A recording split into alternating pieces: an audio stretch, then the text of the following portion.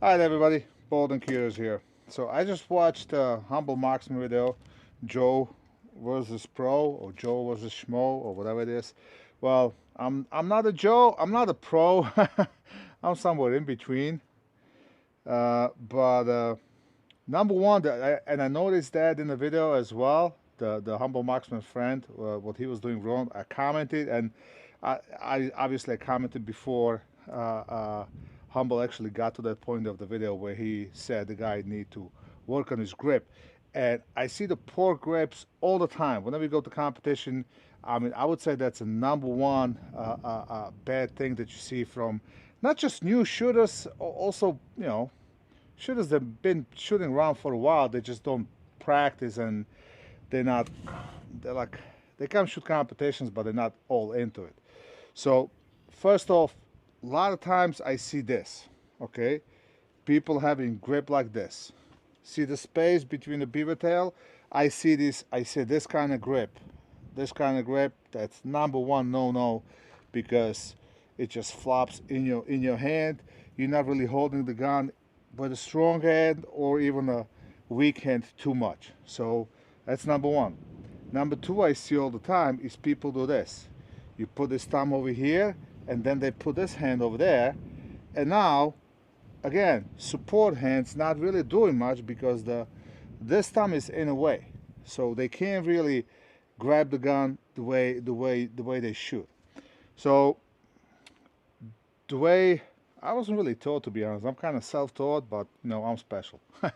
the the way I teach the new shooters, and I was at the range the other day, and it was a lady shooting her LC9, and I whip up my X Macro. I'm like, here, you want to try a bigger gun just for the hell of it? And she loved it. And after like a magazine or two, I was like, do you mind? Can I give you a few pointers? And I fixed her grip because she was doing this and kind of weird, whatever the hell stands and all that Hollywood bullshit. And that little gun will punish you. The little guns will absolutely punish you for the bad grip. The bigger guns, the heavier guns, you can get away with it, sort of. So again, take your dominant hand, and when you're drawing from the holster, you wanna push against the beaver tail or whatever there is. You wanna get that gun as high as possible. You're grabbing the gun. You keep the thumb up. You keep your thumb up. One of the reasons why I kind of learned myself keep the thumb up is I start shooting 1911s. So I would ride my safety. I would sweep the safety and ride the safety on the gun. So that was one of the reasons. I guess one of the good things that I picked up in the beginning.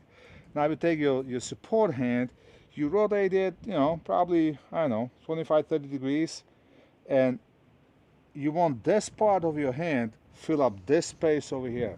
So you fill up that space. I have this gold pedal over here, which is more of a index point than actual pressure point, but my thumb fits right here. At that point, I can squeeze the gun with both hands.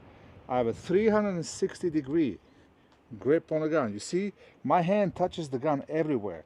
If you see a shooter and his support hand is over here, you can see that his fingers are too low. That support hand is not doing a whole lot. And usually when they're shooting low left, that's a dead giveaway of not enough support hand. So it's either a grip or a pressure. So at this point, I have a 360 degrees and just stand square to the target. And my hands are not straight like this. They're not straight. I'm not rolling the shoulders.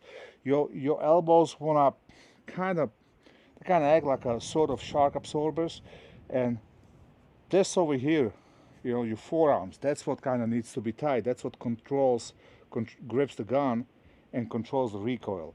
If you do that right, your gun's gonna barely move. So yeah, this is my competition gun with a flashlight and all that, so extra weight just to help me with the muzzle rise, obviously. But let me tell you what I'm talking about.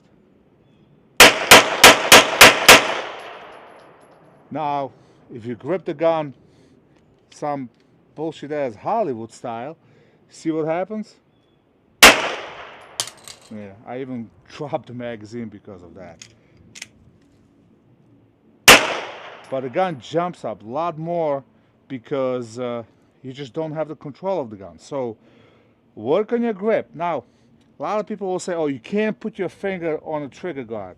Uh, I'm not going to be the one to tell you that's wrong, because Eddie Graffel is one of the world's best shooter, and he shoots with a finger on the trigger guard.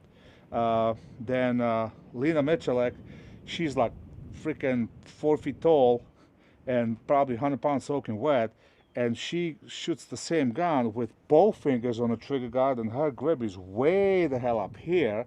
But the bottom line is, you want to have as much of your hand on the gun. Now, the way I grip the gun might not be 100% for every one of you, because everybody's got a different size mittens and the guns are different, so you have to figure out the sweet spot. But the bottom line is, you want to have as much of the skin contact of your hand with the gun in order to minimize the recoil. My 2 cents. I hope it makes sense for you. If you like this kind of videos, please like, share, and subscribe. And as always, have fun and keep shooting. Work on your grip.